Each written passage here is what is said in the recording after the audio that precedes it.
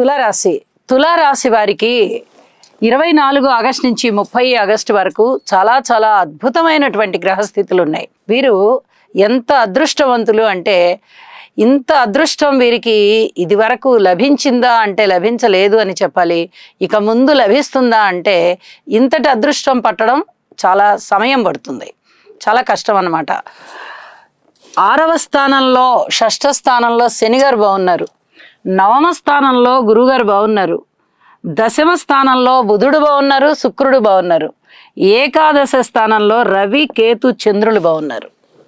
అంటే 7 గ్రహాల యొక్క ఉనికి ఇంత అద్భుతమైన స్థితికి దారి తీస్తోందంటే ఇక వీళ్ళు ఏ రేంజ్లో ఉంటారండి? తులారాశి వారు పట్టిందల్లా బంగారమే. ఊహించని విధంగా ధనలాభాలు ఉన్నాయి. అలాగే ధన కనక వస్తు వాహనాలు అని చెప్తాం కదా, అలాంటి ధన కనక వస్తు వాహనాలన్నీ వీరికి వస్తాయి.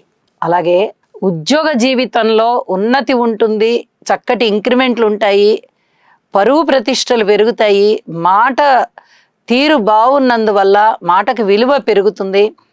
మంచి నిపుణత ప్రదర్శించడం చేత ఉద్యోగంలో చాలా మంచి పేరు ఉంటుంది.